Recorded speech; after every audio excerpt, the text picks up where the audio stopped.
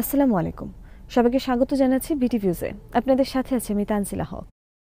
পাকিস্তানের বিরুদ্ধে গত মে মাসের সামরিক অভিযান অপারেশন সিঁদুরের সময় সিনিয়র বিজেপি নেতারা ভারতের পরমাণু অস্ত্রের সক্ষমতা নিয়ে গর্ব করেছেন। এমনকি মোদি নিজেও একবার তার এক নির্বাচনী ভাষণে আমরা আমাদের পরমাণু অস্ত্রগুলোকে দিওয়ালির জন্য রেখেছি বলে মন্তব্য করেছিলেন। এর মাধ্যমে তিনি পাকিস্তানকে উপহাস করেছিলেন। তার এই বক্তব্য উগ্র হিন্দুত্ববাদীদের বিপুল হাততালি পেয়েছিল। এভাবে মোদি পরমাণু অস্ত্রকে তার অভ্যন্তরীণ ও নির্বাচনী রাজনৈতিক কৌশলের হাতিয়ারে পরিণত করেছেন ভোটারদের মন জয় করার জন্য। বিস্তারিত থাকছে এবারের প্রতিবেদনে।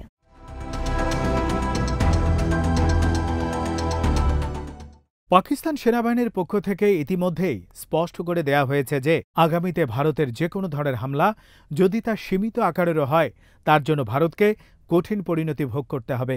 ভারতকে ব্যাপক ও মাত্রাতিরিক্ত আগ্রাসী জবাব দেয়া হবে।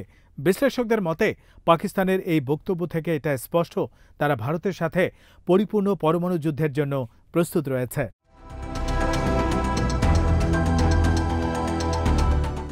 চলতি বছরের বসন্তে ভারতের টিভি চ্যানেলগুলোর পর্দায় অনেকটা বজ্রপাতের মতোই একটি ঘোষণা আসে।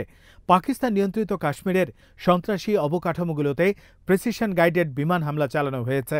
অপারেশন সিঁদুর নামে পরিচালিত এই হামলা 2019 সালে পাকিস্তানে ভারতে চালানো বালাকোট অভিযানের আরেকটি সংস্করণ বলা যায়।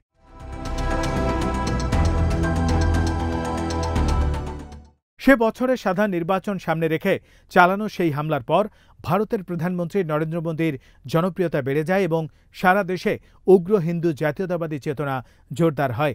ফলে লোকসভা নির্বাচনে বিজয় হয়ে বিজেপি ক্ষমতায় টিকে থাকতে সক্ষম হয়।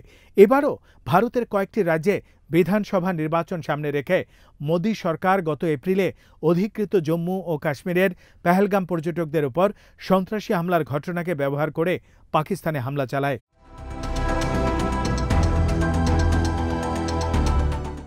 কিন্তু এই হামলা পুরো অঞ্চলকে বিপর্যয়ের দ্বার প্রান্তে পৌঁছে গিয়েছিল, কারণ পাকিস্তান পাল্টা হামলায় তার যুদ্ধ বিমানগুলো ব্যবহার শুরু করেছিল।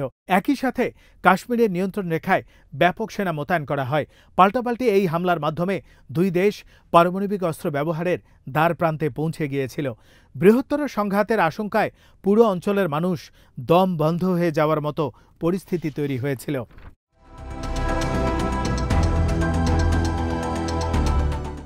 শেষ পর্যন্ত দুই বৈরী প্রতিবেশীর মধ্যে পরমাণু যুদ্ধ এড়ানো সম্ভব হয় আন্তর্জাতিক চাপ ও মধ্যস্থতার মাধ্যমে।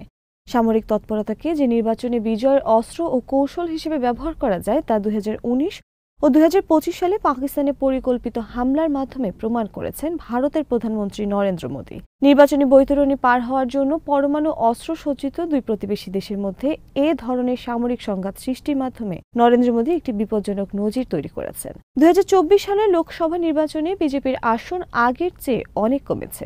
ফলে জোট সঙ্গীদের সমর্থনের উপর ভর করে বিজেপিকে ক্ষমতায় টিকে থাকতে ও নরেন্দ্র মোদীকে প্রধানমন্ত্রী হতে হয়েছে। আগামী বছরের শুরুতে আসাম ও বিহার সহ কয়েকটি রাজ্যে বিধানসভা নির্বাচন অনুষ্ঠিত হবে। কেন্দ্রের মতো রাজ্যগুলোতেও বিজেপির অবস্থা ভালো না।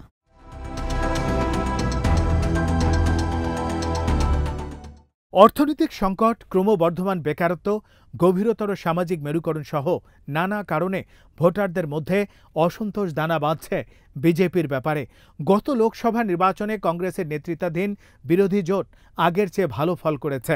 ফলে রাজ্যে বিধানসভা নির্বাচনেও এর প্রতিফলন ঘটতে পারে।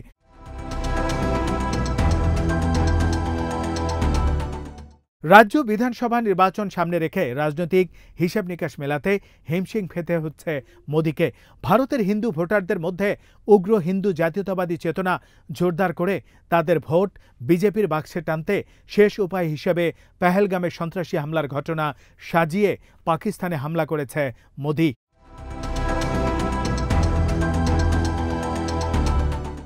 গত এপ্রিলের এই হামলায় পরিকল্পিতভাবে কেবল হিন্দু পর্যটকদেরকে হত্যা করা হয়। এই হত্যাকাণ্ডের মাধ্যমে মোদী সরকার এটাই প্রমাণ করতে চেয়েছে যে এটি পাকিস্তান সমর্থিত মুসলিম সন্ত্রাসীদের কাজ। পাকিস্তান এই সন্ত্রাসী হামলার নিন্দা করে এর আন্তর্জাতিক তদন্ত দাবি করলেও ভারত তাতে রাজি হয়নি।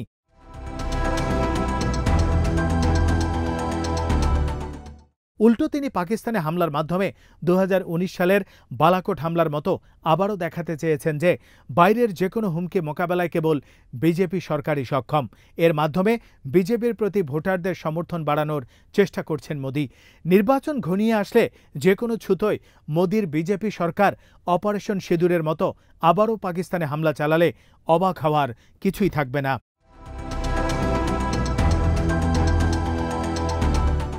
নির্বাচনে জয়লাভের জন্য যুদ্ধকে অস্ত্র হিসেবে ব্যবহার করার মোদির এই কৌশল অত্যন্ত বিপজ্জনক এক পরিস্থিতির দিকে নিয়ে যাচ্ছে দক্ষিণ এশিয়াকে। কারণ এই ধরনের হামলা যে কোনো মুহূর্তে পাকিস্তান ও ভারতকে পারমাণবিক যুদ্ধের দিকে ঠেলে দিতে পারে। 2019 সালে পাকিস্তানের বালাকোটে ভারতের হামলার পর থেকে নিজেদের ক্ষেপণাস্ত্রের শক্তি বাড়াতে ব্যাপক পরিকল্পনা নিয়েছে দুই দেশই। বর্তমানে ভারত পরমাণু অস্ত্রসজ্জিত স্বল্প, মধ্যম ও দূরপাল্লার ক্ষেপণাস্ত্রের উৎপাদন বাড়িয়ে সেগুলোকে মোতায়েন করছে বিভিন্ন ফ্রন্টে।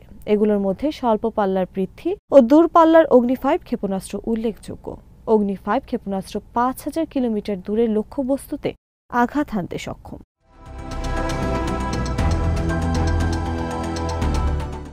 এছাড়া Bharat multiple independently targetable re-entry vehicles বা MIRV নামে যে ক্ষেপণাস্ত্রের উন্নয়ন ঘটিয়েছে, সেই একই সময় ভিন্ন ভিন্ন লক্ষ্যবস্তুতে আঘাত হানতে সক্ষম একাধিক পরমাণু অস্ত্র বহন করতে পারে। এই অস্ত্র প্রতিপক্ষের প্রস্তুতি ও প্রতিরোধের সময়কে সংক্ষিপ্ত করে আনে।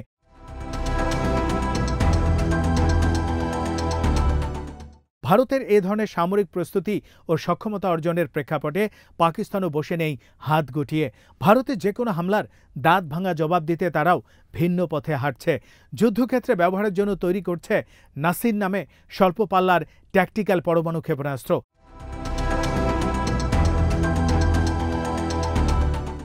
প্রচলিত যুদ্ধে ভারতের শ্রেষ্ঠত্বকে প্রতিহত করতে এবং অপারেশন সিঁদুরের মতো ভারতের যে কোনো সামরিক আগ্রাসন মোকাবেলায় এই ক্ষেপণাস্ত্র বানিয়েছে পাকিস্তান। দুই দেশের এই পাল্টাপাল্টি সামরিক প্রস্তুতি থেকে এটাই স্পষ্ট যে সামনের যে কোনো সামরিক সংঘাত হবে অত্যন্ত বিপজ্জনক।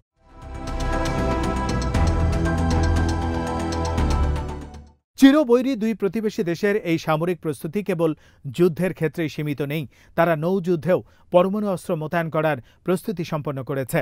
ব্যালিস্টিক মিসাইল ছোড়ার ক্ষমতা সম্পন্ন সাবমেরিন মোতায়েন করেছে দুই দেশই, অর্থাৎ স্থল ও সাগর দুদিক থেকেই পরমাণু অস্ত্র বহনে সক্ষম ক্ষেপণাস্ত্র মোতায়েন করেছে দুই দেশ।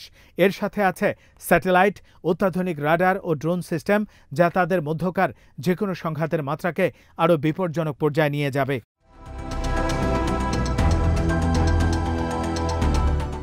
এক দেশের সৈন্যদের ছোট একটি দলের নড়াচড়াকেও তার প্রতিপক্ষ প্রিএম্পটিভ বা প্রতিরোধমূলক হামলার প্রস্তুতি হিসেবে ধরে নেবে।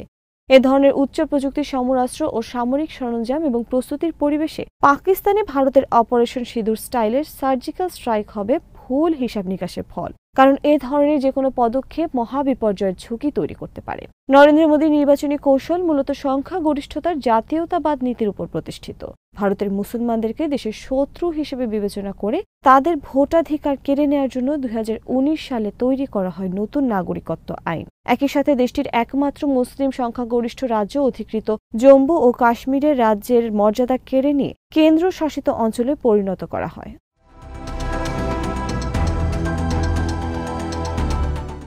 এই রাজ্যে মুসলমানদের সংখ্যাগরিষ্ঠতা কমানোর পদক্ষেপ হিসেবে ভারতের অন্যান্য অঞ্চল থেকে হিন্দুদেরকে এনে এখানে বসতি স্থাপনের ব্যবস্থা করা হয়।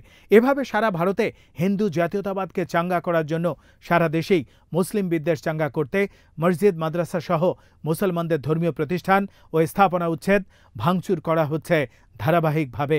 কিন্তু পারমাণবিক এই যুগে এ ধরনের নির্বাচনী কৌশল কেবল বিপজ্জনকই নয়, বিভ্রান্তিকর। একই সাথে তারা পাকিস্তানকে তাদের জাতীয় শত্রু হিসেবে ধরে নিয়েছে অভ্যন্তরীণ রাজনৈতিক ফায়দা হাসিলের জন্য।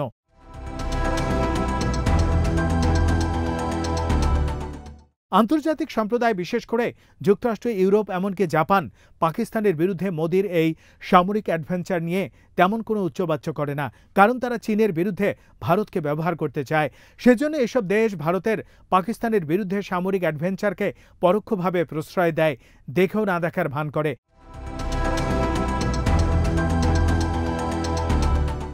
কিন্তু চীন হাত গুটিয়ে বসে থাকবে না, কেননা বেল্ট অ্যান্ড রোড ইনিশিয়েটিভের আওতায় চীন পাকিস্তান ইকোনমিক করিডর প্রকল্পের মাধ্যমে চীন পাকিস্তানে বিপুল অর্থ বিনিয়োগ করেছে।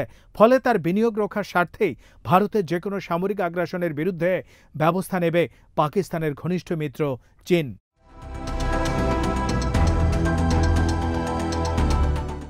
আজ এখানেই শেষ করছি। সবাই ভালো থাকুন, সুস্থ থাকুন আর দেখতে থাকুন বিডি ভিউজ। চ্যানেলটি ভালো লাগলে সাবস্ক্রাইব করুন। সংযুক্ত থাকুন আমাদের ফেসবুক পেজে। আল্লাহ হাফেজ।